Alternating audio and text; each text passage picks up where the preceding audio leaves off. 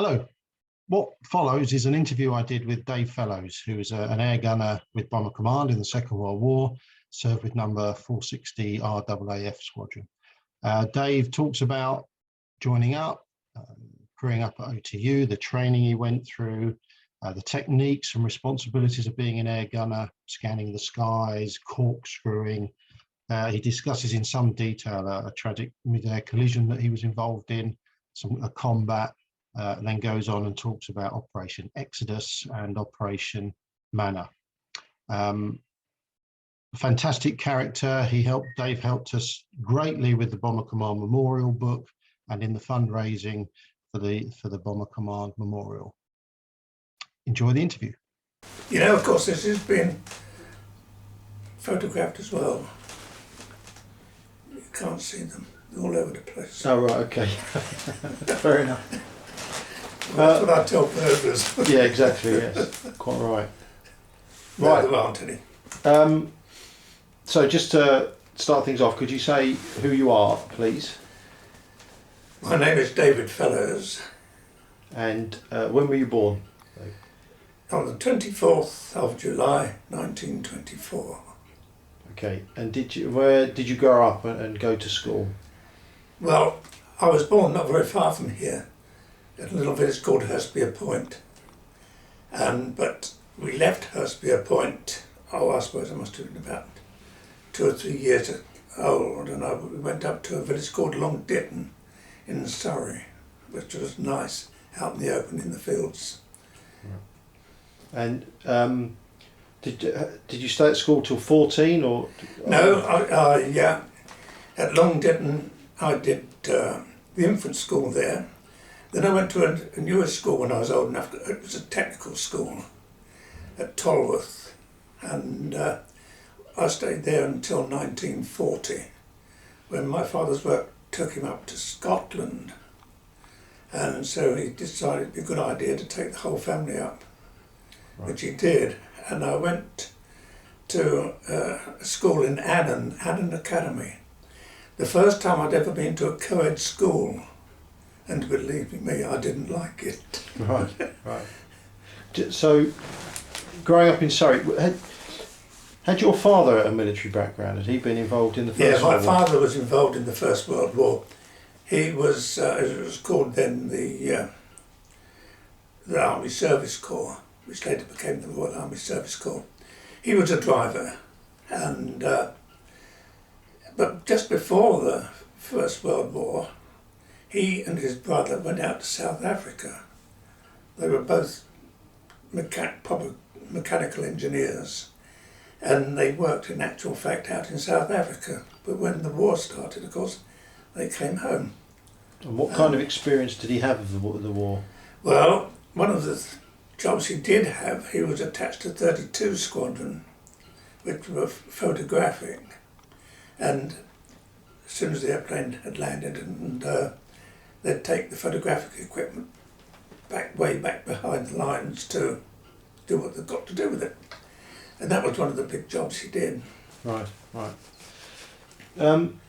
So you were still in Surrey in 1940. You moved up north in 1940. Yes. So did you see the Battle of Britain taking place? No, not really. Right. The only thing I can remember really of pre-war, I can well remember the Hindenburg flying over the German Zeppelin, taking photographs. I can remember that quite clearly still. I can also remember when the day war was declared, I was coming back, and I used to sing in the church choir. I was coming back home and the airway siren sounded just after, what was it, 12 o'clock or something like that, and our family came in and dragged me off the road and said, "You better stay here." And we all hid underneath the stairs, actually. Bit of a waste of time, that on one. That day? On that day. And of course eventually went home. And of course there was also another air raid warning that night, but that was another, error of judgment by somebody.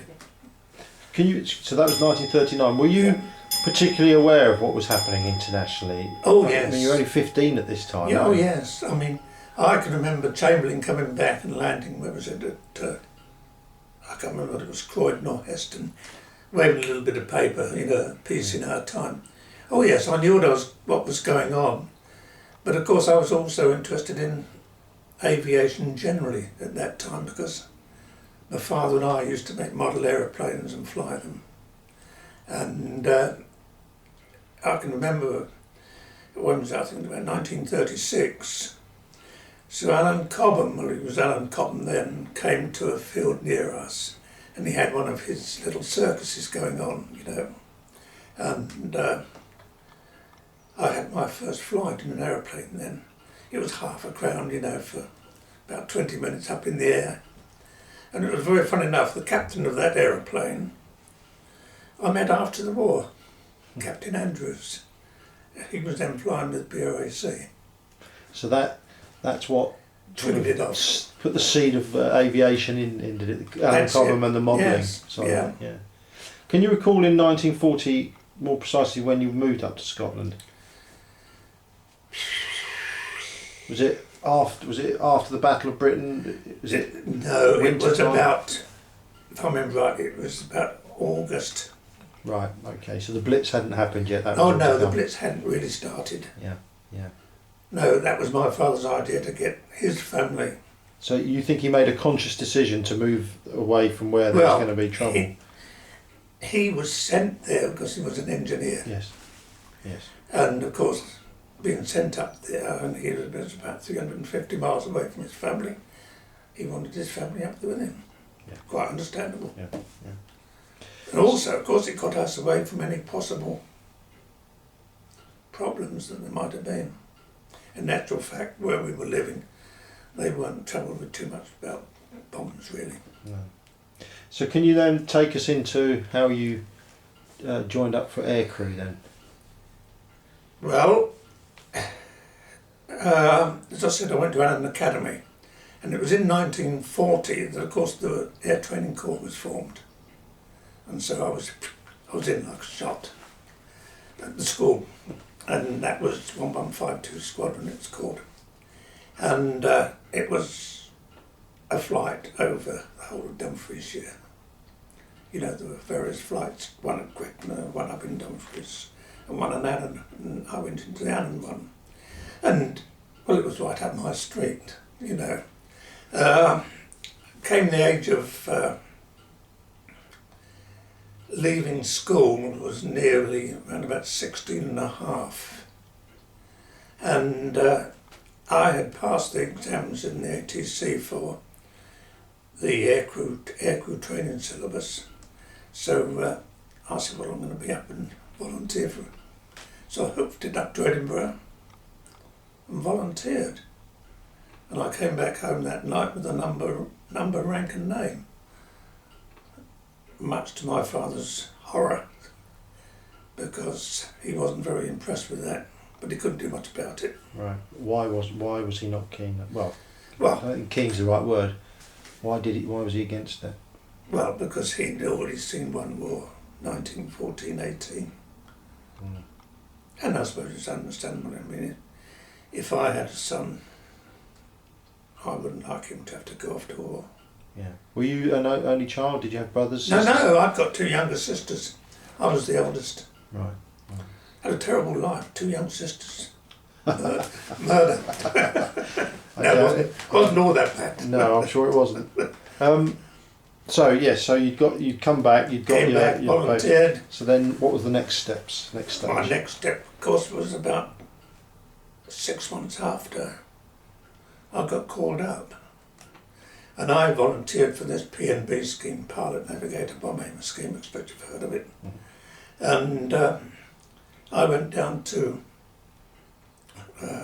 Lords and, got enrolled. And that was it. And while I was there at Lord's Cricket Ground, we got issued with our uniforms, inoculated, tested for one thing, tested for another. Could you hear properly? Were you colourblind? 101 different things. This all happened, of course, at Lord's, and of course, which was very good. Which brings me back to a little thing. We had a reunion at Lord's. When was it? Last year. I don't know whether you heard about it. No. Yeah, we had a little reunion of Lords, and we even, it was the first day of the international match between England and Australia, and the Lancaster flew over especially. Wow. And it even stopped the game of cricket in the middle while they watched it go over, turn around and come back again, which was fantastic. Absolutely, yes. Really was. Yeah. Well, anyhow, after HCRC, as it was called, the Aircrew Receiving Centre at St John's Wood, from there I was posted off to an ITW. This ITW was partly done in London, and anyhow I passed through that. We had this because we'd already got this aircrew certificate, you know, from the Air Training Corps. And I then went up to, passed that out, and went up to a grading school up at Longtown, Carlisle. And when I was there, I went through that, no problems at all. Our next stop was Heaton Park, Manchester. Not a very nice place. It was a horrible camp. There was a lot of these awful corporals running around, giving you a lot of stick. And there was a bit of a hold up about people going off to Canada or South Africa where they're going to get trained. And I thought to myself, David, you're not going to get into this war. And notice went up in the guard room, or the orderly room rather, which said you can be an air gunner in 3 weeks. So I said, that's for me. Right. And I just went in there and said, I'll do this. So and I did. So initially you did have aspirations to be a pilot? Well, I went under the pilot navigator bomb-maker scheme. Yeah. If you were pretty good, then of course you went as a pilot. If you weren't quite so good, or there was a juggle around with numbers, what they wanted more of at the time. And so yes, it was that. But I knew if I'd there, I wouldn't get into this act. Would you say your motivation at the time, if you can recall, was it to fly or was it to go to war? What were you? Well, I wanted to get into it. I wanted to get into a bit of action, if you like. Simply that. Right. And that was the best way I could do it. And why was that? Was it because of the national press? Was it just what everyone was doing? Well, or just it was what expected of you. What was expected of us, really. If you went to war, you went that fight, didn't you? In one way, whatever way you went. Yeah. You see, I had made up my mind I wasn't going in the army, and I certainly wasn't going in the navy, and I certainly wasn't going to go down the mines and be a bearing boy. So that was my best option. Yeah. And that's what I did. Okay. I've got no regret about it at all. You know, people have said, well, you could have been a pilot. I said, yes. I said, every move I've made in my life, in my book, has been the right one, because I'm still here. I could have gone on to the next stage of flying training and got killed. Okay, so you decided to go to be an air gunner. Yep. So from Heaton Park, which I'm sure you were glad to leave, what was the next step?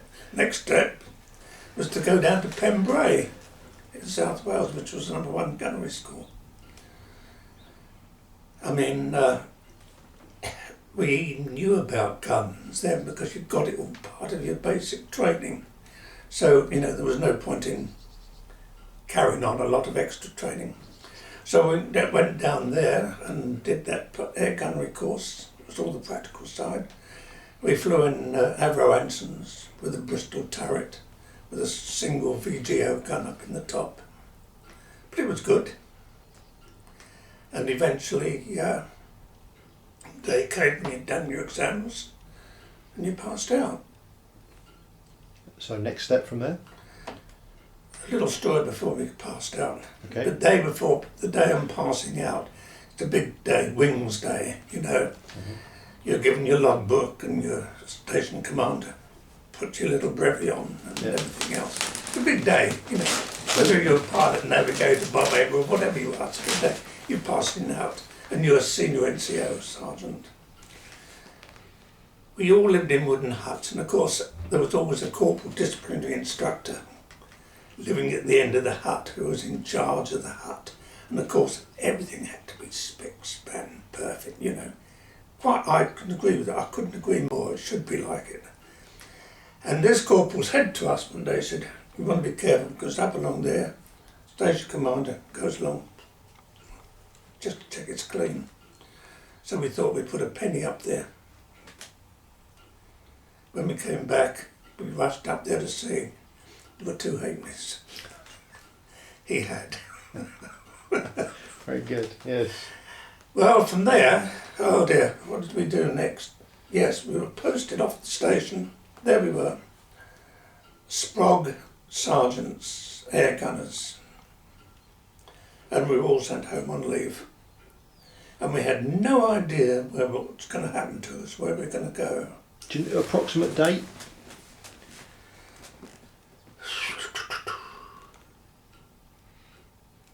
Around about May 44. May of 44. Yeah. Right. We didn't actually get. When did you sign? When did you go to Lords to do that? Can you recall 1943. that? Right. So you've been in training for All that approximately a year. Yeah, yeah. Okay. So May 1944. Right. Yeah. So away I went home on leave. And another little funny thing I'll just tell you about.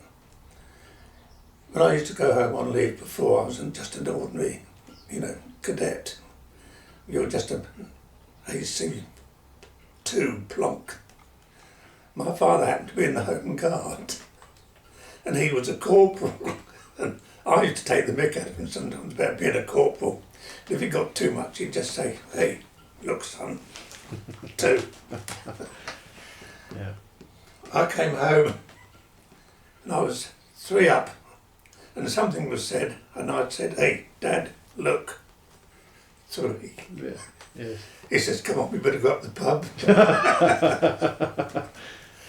Because we got on my dad and I, we got on pretty well together, you know. We could have a laugh. Yeah. And if he tore me off a strip, there was no malice about it, you know. So while I was on leave, eventually a letter comes saying, "Tell me what to do." With a travel warrant. Report to 30 OTU, Hickson, Staffordshire. Is this before D-Day or after D-Day? Can you Before D-Day. Right. So off I do, pack my kit in my bag. Got 2 kit bags in those days. You got one with flying kit in and one with all your other kit. You had to lumber them around, which wasn't very good. Anyhow, on the train I went down as far as Crewe. Changed at Crewe for Stafford. I got on the train, this compartment, it was empty, and all of a sudden 3 Australian flight sergeants came in, pilots. "You got an accent, mate?" "Yes, that's right. Oh, we all go to the same place." Got talking with them, and there was one of them, you know, I said, "Where do you come from?" He said, "Sydney." I said, "Oh." I say, "Do you know Marrickville, a suburb of Sydney?" He said, "Yeah." He says, "I live in Marrickville." I said, "Oh." He said, "Why is that?" And I said, "Well, I've got an aunt that lives in Marrickville. She went out there after the First World War." "What's the address?" So I gave him the address where she lived. "What's her name?" "Mrs. Evans." "Oh, mate," he says, "it's my mum's best chapel friend." Good Lord. So Incredible. we clicked, just like that. So he said, "Well, shall we crew up now?" So he said, "Yes, why not?" That was it. And of course, then afterwards he used to come to our home when on leave sometimes, and that. You know, he was, as far as we were concerned, he was part of the family. What was his name? Whitmarsh. Right. Arthur Whitmarsh. Anyhow, and he was only, just a year older than me. So obviously then we got into OTU, Wellingtons, and the first half of the course there is a lot of groundwork and lectures, and also flying, day flying. And it was while we were there that, of course, D-Day came on. Or towards the end of it, we were on the second half of the course is all night flying. And while we were there, they do these special bullseyes, they call them, you know, or nickels. Nickels normally is dropping leaflets. Bullseyes when you go for a diversionary raid. But we done a special there. We went to Caen on the in Wellingtons. Was that dropping leaflets or actual No, bombing? dropping bombs. As part of OTU? Yeah. Right. Well, it all helped. I mean, when the 1,000 bomber raids were got on, they took them from OTU and took them anywhere. Yeah. So your crew had got together Yes, no, our crew got together at Hitchin. I remember going around, we were looking for a navigator, and we said, he's got to be a bit of a studious looking individual, bushy eyebrows, you know. So you and Arthur Whitmarsh were together? Yeah. And you'd all been put together in the hangar, is that the Yeah, in a big room, sort yourselves out, we want 6 of you. Well, so we had to get another gunner. Well, I found a gunner who was at gunnery school with me, who we got on reasonably well with. The wireless operator was another Australian. We couldn't knock that, because we got an Australian skipper, and he was a good lad. The bomb aimer came from Scotland, or Jock Turnbull. Who else was there? Navigator, you mentioned Navigator, you're looking for yeah. Old Collett, Chiefy Collett we used to call him, he was a flight sergeant, he was a bloody good trombone player as well. He was quite a character.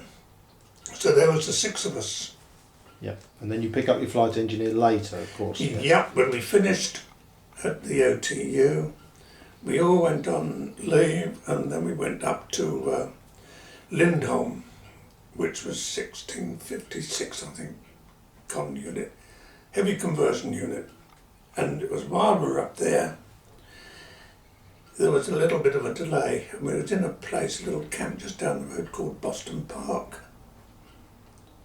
We all had bicycles, and we were all having a fight affiliation exercises on our bicycles, illegitimately. Till the station road officer called us.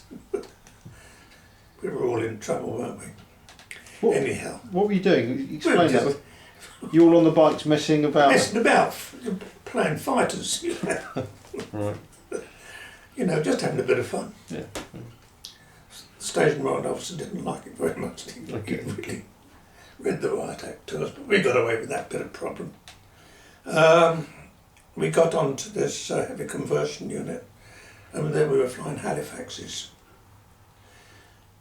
We did a couple of specials on those as well. One of them was a run up over the North Sea into Holland.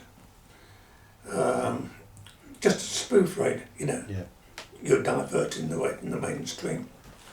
And when we came back, we got diverted, and the engineer came round and had a look at the place. The ground staff engineer said, "Oh well, you picked up a couple of flak holes." We didn't even know. I mean, we were green, you know, really. When we'd done that, of course, we picked up our flight engineer there, old Arthur Shepherd, smashing chap, old enough to be the father of us all. He was really a marvellous lad, bloody good flight engineer. And he joined us there at Lindholm. We were all in this big room. There was our crew sitting along here, and there was these flight engineers in the front either side. And we saw this old boy, the old wrinkled face he was old bugger. And I said to my skipper, I said, "Hey, I bet we can get that old bugger there." And we did get that old bugger. But he turned out to be the best mate you could ever have. He really was. Right. A good engineer, but he was a good person, you know, one of us. So it seems to me like you had a very close-knit crew. There was a good camaraderie, was there? Yeah. Yeah, we never went far without each other. Socialising and... Yeah, socialising and anything else. And we took our training seriously. Right. We really did, because we made up our minds that we were going to survive. You know, I mean, and we did. So you've got a mix of Brits and Two Australians. Aussies. So what was the skipper's sort of leadership like in the air as captain of the? Oh, as a flight. Well, ever since I've known him, he's been first class. Was he a disciplinarian or was he? He was a disciplinarian, but it's, you know, there's discipline and discipline. It's the way you apply discipline. You know, and he could apply it. You know, and if he had occasion to say something, he'd say it. Right. Australians are pretty straightforward people. But he wouldn't take umbrage at it, you know, which was good. No, we were a very close-knit team. Were you all NCOs At that time, we were all NCOs. And then I guess you all went off to the mess together and yeah, well, when we socialised. left Lindholm, before we left there, there's an old art skipper. He came to me first of all. He says, "How do you reckon?" I suppose because we were more closer than the others. He said to me, "How do you think they'd feel about going to Bimbrook, which is a 460 Squadron, Royal Australian Air Force?" I said, "I think they'd go pretty good on that." So of course he put an application in to go to Bimbrook, the Australian Squadron. And of course, that's what happened, we did. But I did happen to know that the Australian government, the New Zealand government, the Canadian government, their governments had turned around and told the government over here, "We're not having our crews in dirty old Nissen huts, wooden huts, out in fields, in the mud and everything else. They're going to go on proper stations." And of course Bimbrook was a pre-war station with proper married quarters. Not that you're allowed to have your women, of course, with you during the wartime or anything like that. And when we got to Bimbrook, we were allocated number 13, Airmen's married quarters, which was a little row of terrace houses, 3 up, 2 down kind of thing that they had in those days. Yeah. And I shared my room with,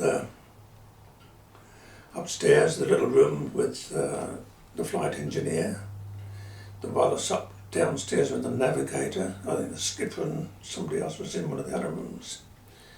And we looked after ourselves. We used to get a coal and coke ration once a week. And this was one of the naughty things we did. You only had this ration of coal, what came once a week, and coke to keep the house warm and warm the water in the house. If anybody got the chop, you were round to that empty house so fast to get the coal and the coke before somebody else could get it. Or you got hold of packing cases, you went out and scavenged wood, anything to keep the place nice and warm, which it worked quite well then. Yeah. But we all went to the mess for your food. Well, when the skipper was commissioned, of course, he moved over to the officers' mess, which wasn't a big problem. Right. Can I take you back to the training at OTU and the conversion unit? It's one of the sad statistics of Bomber Command, the number of losses that took place at training units. Thousands of men were killed in training. Whilst you were there, did you experience or witness any training incidents? To be honest, no, I don't think I can. Well, I think I can remember a Halifax going adrift up at conversion unit. But I don't remember any actions purely like on the airfield or somebody hadn't come back. Okay. Right. Were you keen to get on operations? Yes. There was no point in going through all this far and nothing else happening. Yeah. And when you arrived at 460 Squadron, what were your first impressions of it as an operational squadron? That's a bit difficult because I've never been on a squadron before, I don't know. But I do know that there wasn't the discipline, shall we say, or bull that you would find on an English squadron. It was more relaxed. Right. Was morale good? Morale was very high. Yeah. Very, very good. I mean, we'd got a station commander, Group Captain Huey Edwards, with the VC, you know, and he ran a good station. Right. And also the base commander was an Air Commodore Ray, who'd been a pilot in the First World War, and he still flew a Lancaster. You know, so it was a case of, you know, if we can do it. Yeah, they'd done it. See, the respect. They'd done it, yeah, they got the respect was there. Yeah. So anyhow, we settled down into the squadron. We were put in B flight. Squadron leader Henderson, he was a nice chap, was the flight commander. And all right, I think we'd done a couple of little training flights. Oh no, we did do some other training there because 460 aircraft had Village Inn, or AGLT, which I'll go into in a minute. We did our first trip with the station commander, whereas normally the captain of the airplane, your crew, would go on a flight with an experienced crew and then come back. His second trip, of course, would be then with his crew. Huey Edwards said, I'll take them. I'll take them as a crew. Well, of course, that was a big morale booster, you know. Mm. You can fly with a group captain, VC. You're a mid-upper gunner? No, I was the rear gunner. Right. I didn't like being up there. You could see too much. Okay.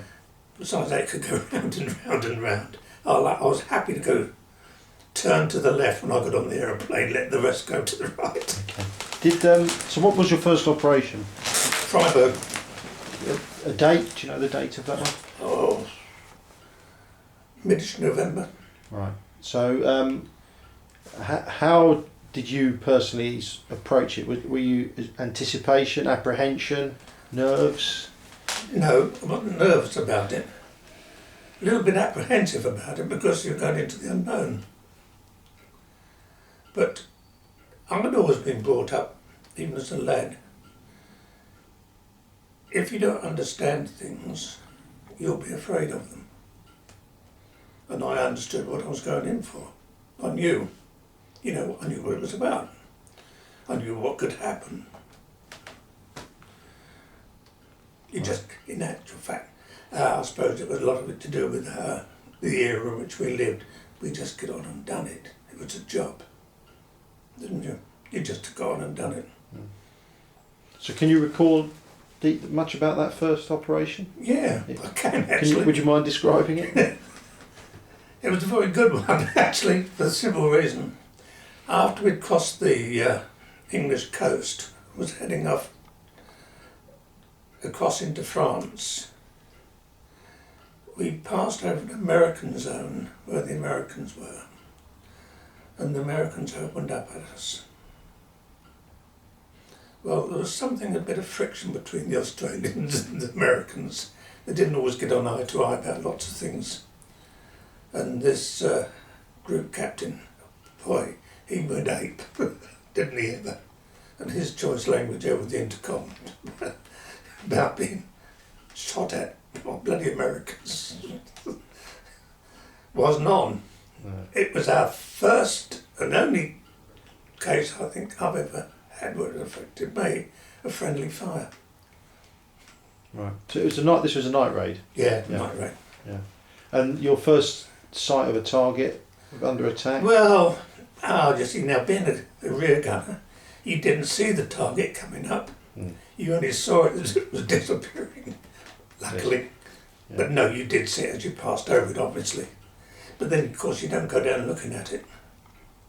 If you look down and see the bright lights, what happens to your night vision? Yes, so you made a conscious decision. I was very conscious of other fighters. other aircraft over the top, because some of our aircraft got badly damaged with bombs, our own bombs being dropped on them. And I wasn't going to have that happen to me.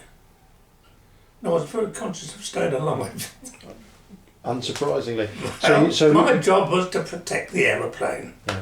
And that's really what it was all about. So looking at a target that's under attack would damage your night vision. So it could do, yes, if it's all bright, wide open. Yeah. I mean, we saw pictures of it afterwards. But I mean, as you flew away from it, you couldn't help but see some of it, of course, because it's further over. Yeah. So that was your first operation. It's a second operation as a crew, I guess, without Group Captain Edwards. Yeah.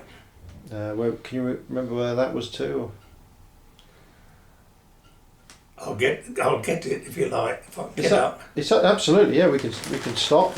We'll stop this. Yeah. If you want to have a break. Okay. Yep. So into December '44 now, Merseburg. Yeah. Well, I can't remember much about actually that particular one, but most of these trips were, well, you went to your briefing. Let's start. You went off to your briefing. You were told what to expect, what to look for, and everything else. You knew if the target was going to be covered by cloud, or if it was going to be clear, and you told all about the master bombers and what markers they were going to drop. And you just went off, did your job. Yeah. And when you got there, you did what you're supposed to do after dropping your bombs. Fly straight and level for, 30 seconds while the photo flash goes off. Mm-hmm. And then it's back home quick. There was the odd times when we got, we had the odd fighter attack,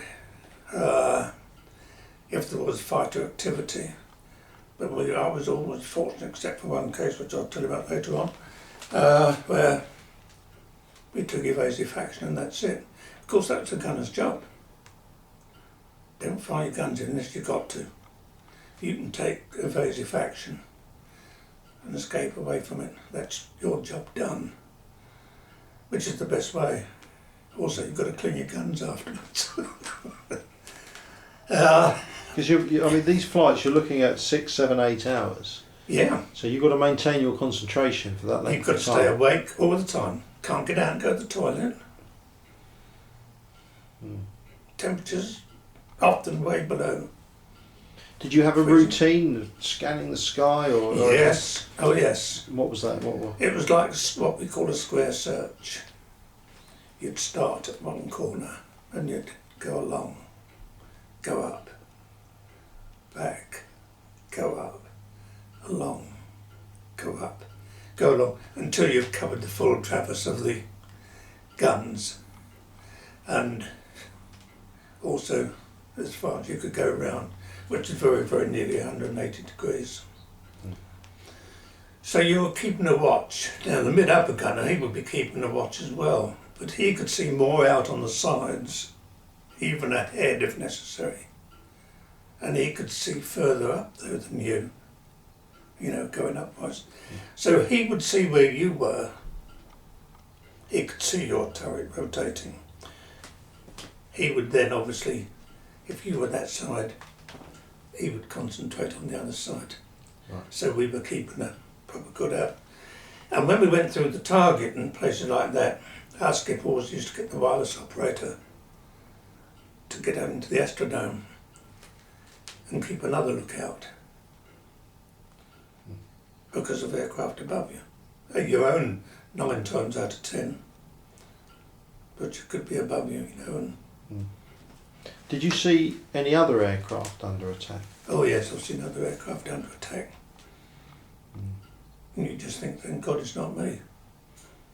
But there's fighter activity, and all you can do is do your job. So you can see the tracer from the... You can see tracer.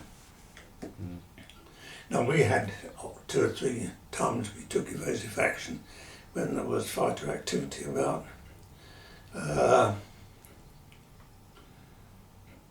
Well, the skipper knew what to do. As soon as you told him to, you didn't always go into a corkscrew. Sometimes it's just nothing necessary to climb port, climb starboard, or dive port or starboard. If it was a serious attack, you could say, okay, we'll do a full corkscrew. But whatever you said, he never hesitated. He did it. Right. Yes. He did it. So that's teamwork was there. Yeah. Oh yes. Surviving. He wouldn't say, "Are you sure?" You mentioned the time that you had a collision then. I don't know which raid that was on. I do. Obviously. I was wondering if you wouldn't mind... where are we? Boom, boom, boom.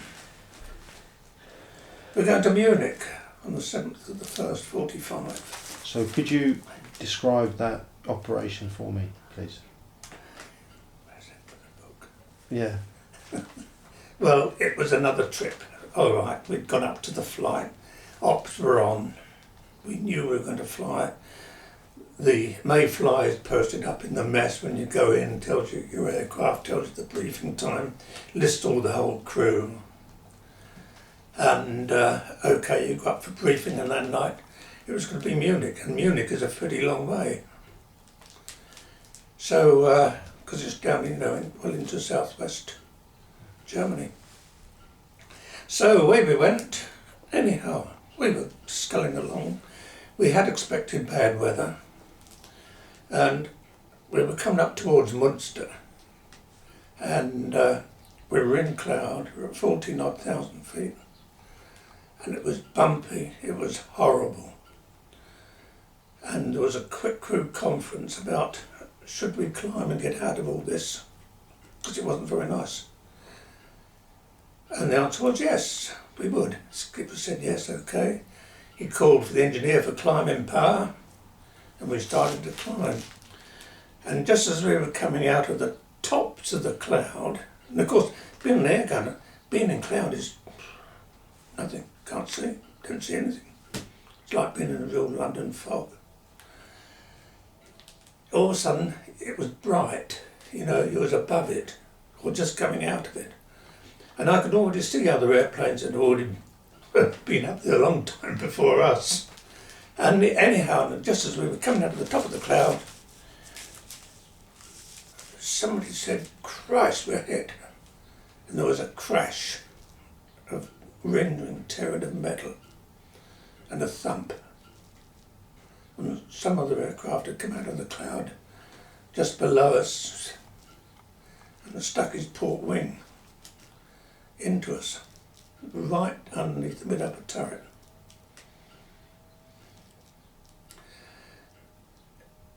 Somebody saw the other aircraft just flick over, and then after a few seconds, or perhaps a minute, we heard the bombs on board go up when it hit the ground, exploded.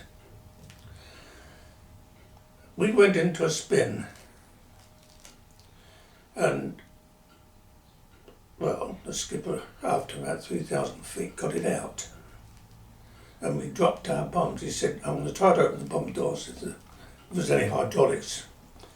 We did open the bomb doors and we can drop our bombs safe, which we did. And then it was a stage of getting the airplane kind of sorted out. We were obviously going to turn around and try to get back home.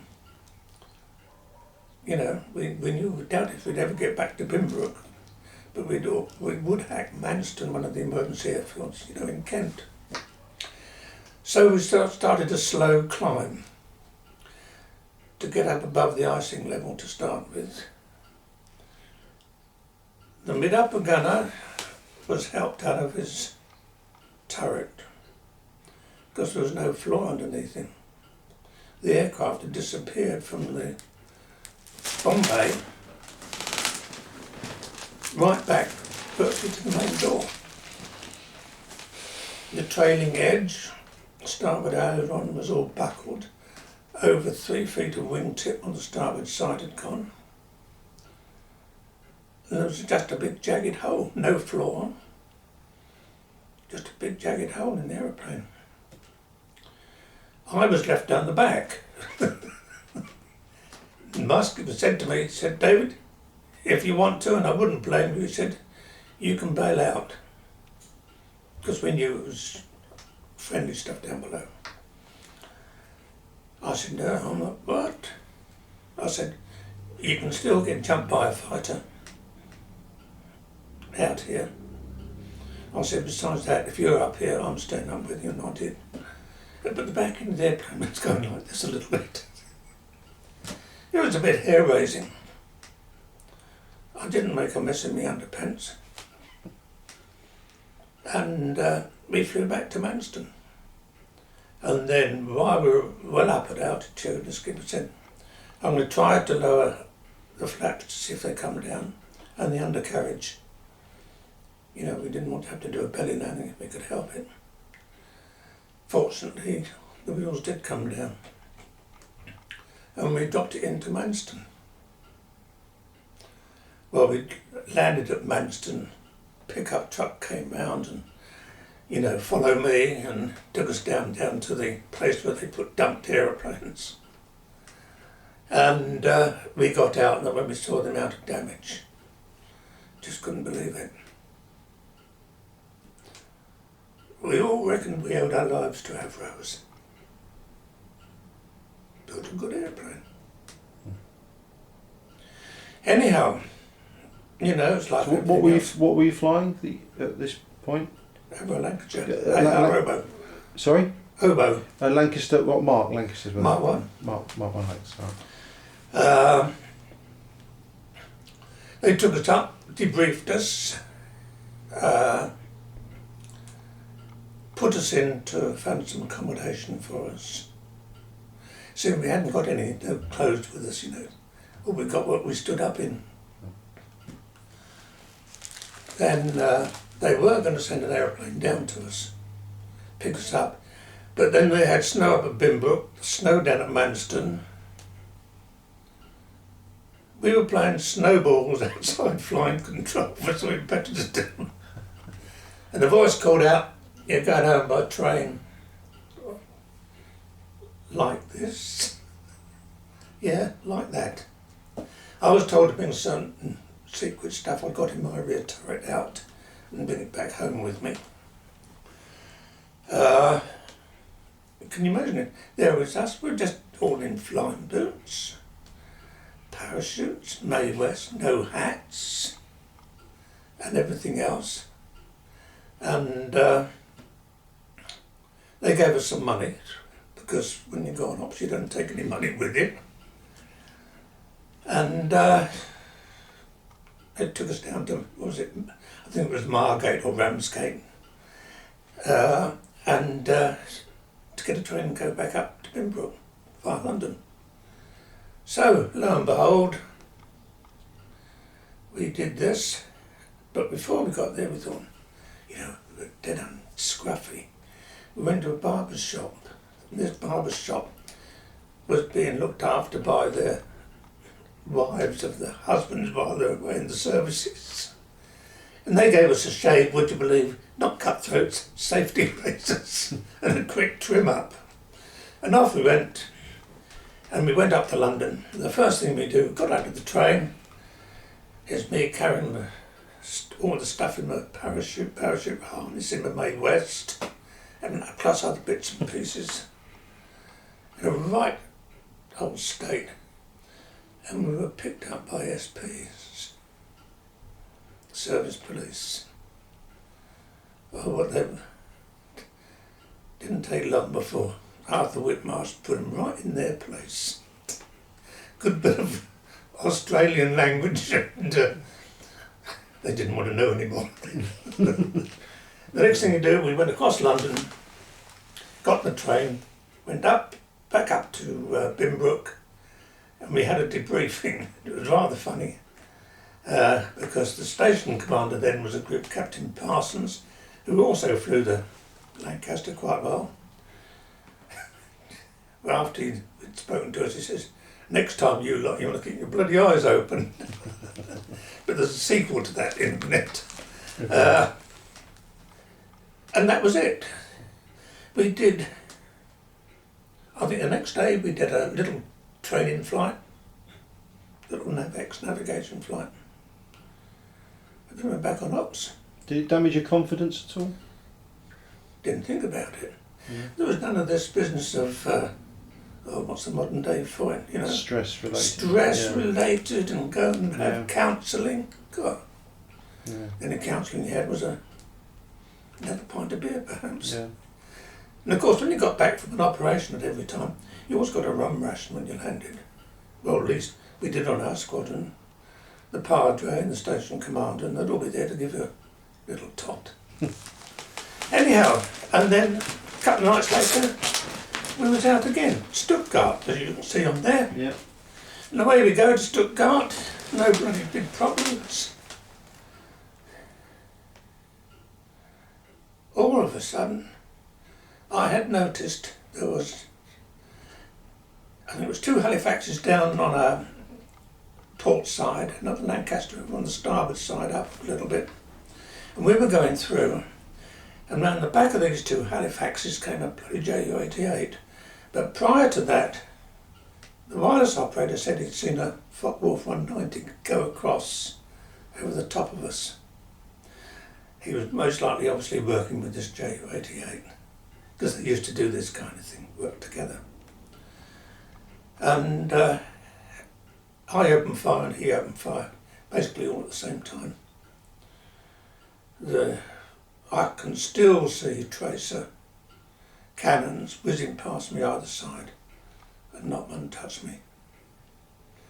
Mid-upper, he got either a piece of shrapnel or a bullet in his neck, but he survived, but he had to be taken, put on the rest bunk and given morphine. The fighter itself, I was firing at it. I was using the Mark 14 gyro gun sight, and I saw it. It came in 150 yards. We were just both pumping lead at each other. Didn't have time to be scared. You know, you've got to fight him, he's fighting you. The next thing I saw, he just tipped over on one wing and went straight down into dive. So we put a claim in that we had hit him, and that was it. We did later on, well afterwards, say that it was credited to us. The aircraft was quite damaged in the fuel tanks. They found a couple of incendiary bullets, thank God they hadn't gone off in the fuel tanks. And we got a few holes. Came back home, had a glass of rum, done your debriefing, went back. You didn't think about it an awful lot. God, I don't think you had time to think about it.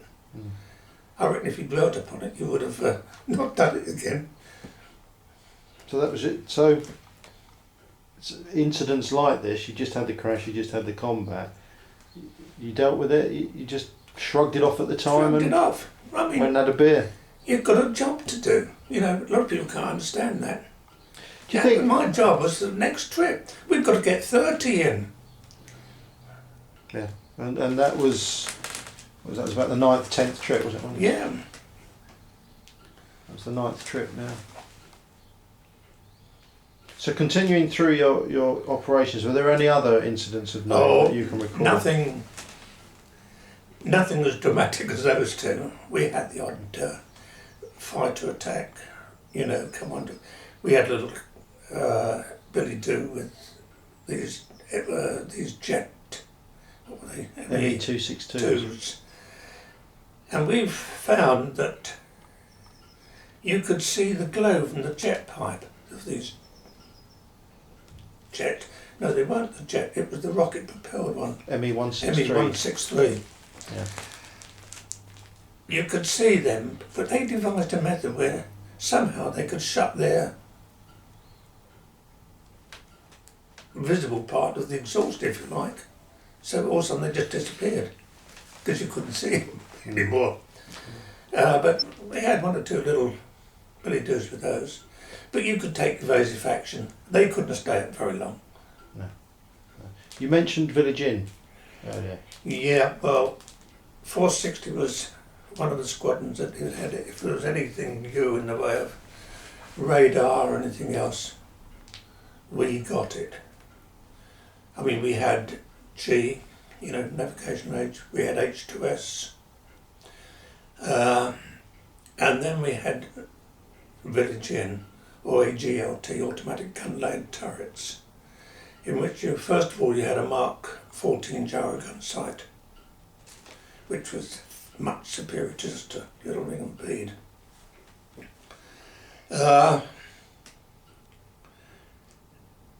All other British aircraft, bomber airplanes going in the bomber stream, had two little eyes put in the front of the airplane. You've most likely seen pictures of them. Yes, two little eyes? No, I'm not familiar with this, no. Well, this is called Z equipment. And just behind the navigator there's a little box with a little motor in it, with a collet. And on that collet is the colours of the day. So you had to change that collet according to the colours of the day. Colours of the day applied not only to airplanes, it applied to the Army, the Navy, all our services. If you had fired off the colours of the day, that was okay. Well, this navigator used to put the collet in for the colours of the day. That was a code. And switch it on, and out of those two little eyes on the bomb aimer's panel in the front, emitted an infrared ray in the form of a code. In my rear turret, attached on one of the uprights, was a kind of telescope, an infrared telescope. So if I looked down there and it was lined up with this aeroplane that would be behind us, you could see the colours of the day in a little red kind of flashing thing.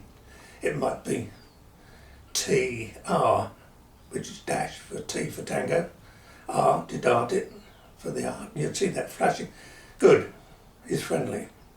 Now also you had a big scanner, bulbous scanner underneath your rear turret, which rotated with you. It sent out a beam.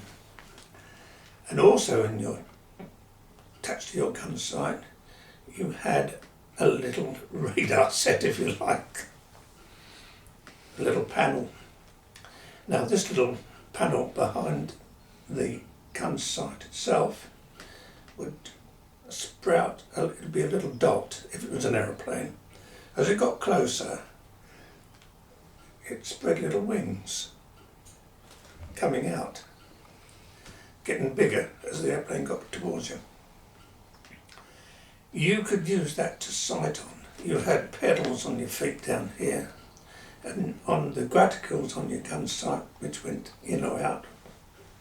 All you had to do was to put the graticles on that wingtip, fire your guns, and you were guaranteed 98% hits, and by God it was accurate.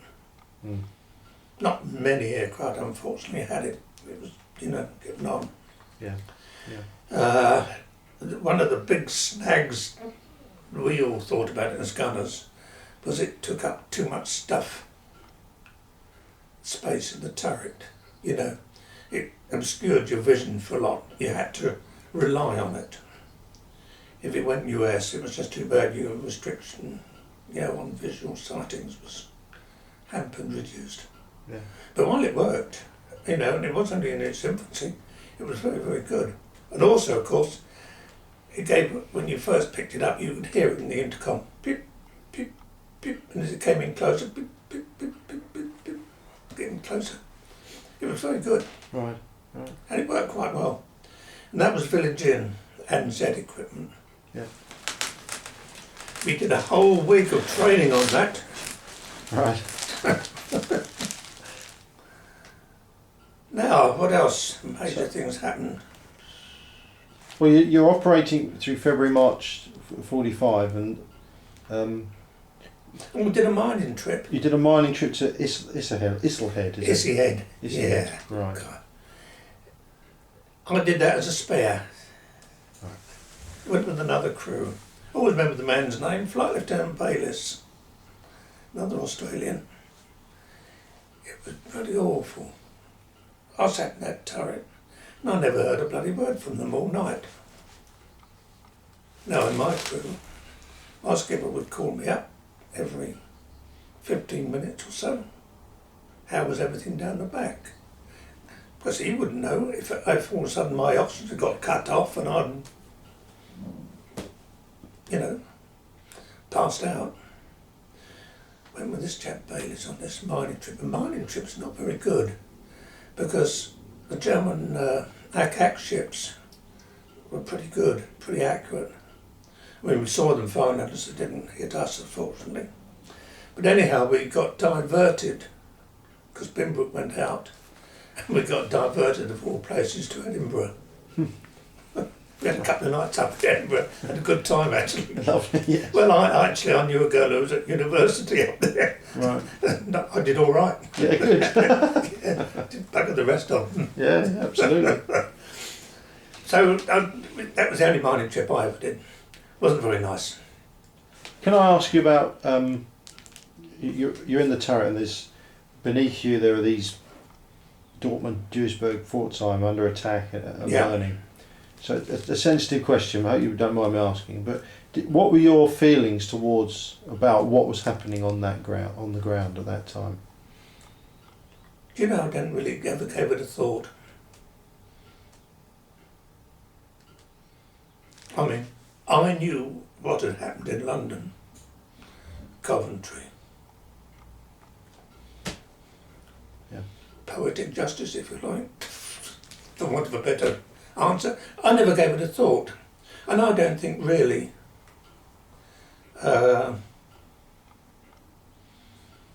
you know, you should think about these things. Some people did. They pricked their conscience. At the time? Yeah, some of them did. Not in our crew, or none of our crew gave a thought about it. No.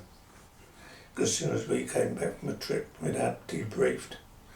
The only thing that did occur to us sometimes when we used to look around the dining room in the sergeant's mess, and all of a sudden there'd be a lot of empty seats where some people haven't come back. So you just, Bosnian's got the chop. You couldn't dwell on it. Why couldn't you dwell on it? Because... Never gave it a thought why. Yeah. You just got up, went back to your billet and went to sleep and got up the next morning and see what was on. I just wonder, No. if it's like a subconscious, I don't know if subconscious, but a defence mechanism, so you're not realising that this is life and death and people are dying. And I know it was life and death for us. Yeah. That I did know. You're fully aware of that. I was fully aware it was life and death for us, especially when you're getting hit by flak or you can hear little bits of shrapnel pinging off your aeroplane, because you could hear it. Or you could even smell the acrid smoke of bursting shells up there, you know, if it was close enough. I mean, if you got a direct hit, well, you didn't know much about it really, 9 times out of 10. But when it did hit you, you could hear it ping, you know, little bits of metal shells exploding, tearing into the metal of the aeroplane. So that going back through this, so we're going through February, March 45. The war, as we know now, was drawing to a close. Were you aware at the time? Were you thinking? Oh yes, it was getting. We knew we were on the winning side. You know, it can't go on forever. Yeah. So into April 45, and then. Well, one of the good things we did immediately after Berchtesgaden, which was our last proper operational flight. Could you describe the Berchtesgaden raid to me, if you have a recollection? Well, the only recollection of it was going to the Eagle's Nest, as it was known, Hitler's home. Yeah. I mean, God knows why we really went there. I think it was just a bit of a bloody big publicity thing, really. I mean, there was nothing there. It's only Hitler's home up in the Alps and a load of barracks where his troops were kept. But they had got flak guns up there, light flak guns up there, because they banged away at us. This was daylight? Yeah. It was good. We set off in the night and daylight over the top of the Alps, just skirted round Switzerland. Were you at the front of the raid, back? No, about the middle, I think. So you could see other aircraft and... Oh yes, it was lovely. And we lost an aircraft on that trip, 460. Yeah, they made a crash landing. Right. They survived? Yeah, all got out. Yeah, they all survived. The Germans took them in and they said, well, we're not going to do much with you lot. They said, but we can tell you a lot. And they ripped off the names and everybody on the station. Germans knew. So the Berchtesgaden raid, 25th of April 45, and then I noticed you did an Exodus operation, bringing back prisoners of war. Yeah, did an Exodus. That was quite good. We felt we were doing something a little bit more humane, yeah. Constructive. Bringing those lads back. We went across to Brussels, Melsbrook was the name of the airfield. And we loaded 22, and they'd got a lot of loot with them that they'd picked up on their travels, coming back. And we'd taken a lot of meat skewers, meat hooks, and we hung all their stuff up in the Bombay for them. So you were expecting it? Yes. Yeah. We'd given a bit of a tip about it. And so we did, and we took them to a place called Wing in Oxfordshire and dropped them off. And we thought we'd do a bit of, well, not real low flying, but a little bit of lowish flying, shall we say. Until all of a sudden we smelled a burning smell in the aeroplane at the front end. It was the navigator's G-set had caught fire, but nothing too serious. Just switched everything off and that was it. Now one of the other flights we did, I think it was Essen, daylight. Was it Bremen? No, it was. I think it was Bremen. Down the Bremen after Essen, can't remember which really. Anyhow, what happened was, it was a daylight raid. One of these with 1,000, I think it was 1,000 bombs. One of the latter raids? Yeah. And away we went, no problem at all. And we were briefed, and I can well remember this, that if you get into trouble, with the varied pistol, fire off the colours of the day, and you'll get close escort by either Mustangs or Spitfires, whatever was up there doing the protection that day. Escort. Well, we were just coming out of the target, and all of a sudden a piece of flak came up, right between number 4 and number 3 engines on the starboard side. And we lost 2 engines. And my skipper said, I'm bloody sure after that, having so much opposite bloody rudder, I've got one leg longer than the other. And we flew it home.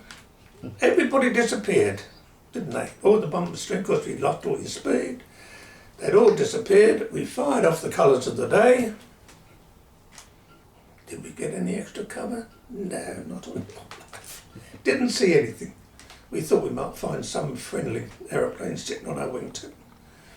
But no, we just flew it home. Landed at Bimbrook. Made a bloody good landing on 2.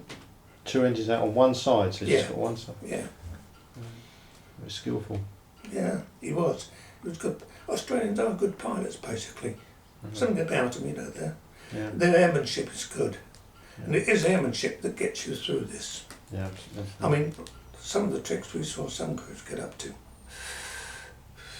Smoking on the flight deck. Things like this.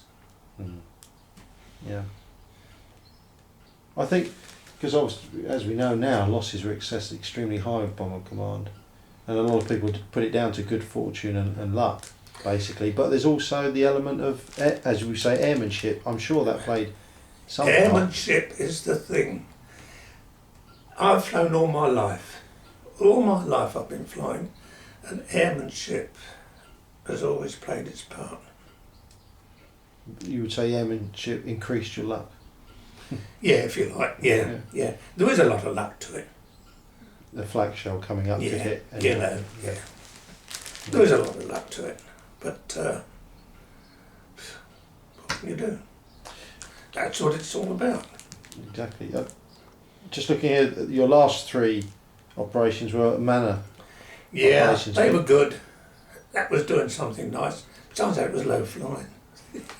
So legalised low flying. So just for the recording, what were Manna operations? Manna was the dropping. Well, first of all, the British, Canadian and Polish armies had gone up through France. They then turned more to the east and they cut off a large part of the western side of Holland, which was left under German control. And the German Reichsmarshal up there was a real B with a capital B, wasn't he ever? And of course they went off, and of course they were cut off from all supplies of food and everything else. The Dutch civil people went on strike because of the way they were being treated. There was no food. Queen Wilhelmina in this country spoke to the King and also to Churchill, and Churchill then to Eisenhower and said, look, something's got to be done about these people, because they were dying in over 1,000 people a week, dying of pure starvation. Kids, old people. They were uprooting everything. They ate horses, they ate cats, they ate dogs. They chopped down trees for fuel. It was in a shocking state. There wasn't anarchy, but there's nothing there for them. You know, they're going to die. So it was decided by the powers to be that the RAAF would drop food. So the RAAF got themselves together and how to drop bags of food and put it all in the bomb bays and everything else. And the gentleman by the name of Air Commodore Andrew Geddes, he was the boss man of 2nd TAF at the time, was told by Bomber Harris and Eisenhower to get into that part of Holland, talk to the Germans about dropping food. And he had to organise all this dropping zones because the Germans were, you know, you couldn't blame them. They were a bit suspicious, that what might happen. But they were also told that if they was to fire such as one gun at any of the aircraft on this mission, they would be tried as war criminals. Anyhow, it was all organised, and trust the RAF. The first 2 days of flying, it hadn't been signed by us or the Germans. The RAF just went and did it. And after it was signed, of course, we carried on doing it. The Americans, they wouldn't look at it until it had all been signed, sealed and delivered. They went off and they called their operation Chowhound. But that was Operation Manna, and that lasted, I forget how many days, about 9 days, up to about 9th of April. It went on. They did a lot of, all the crews did it. I mean, we'd come back off leave from Berchtesgaden and we'd finished our tour, they said. And we did 3 of these. It was quite good. Low flying.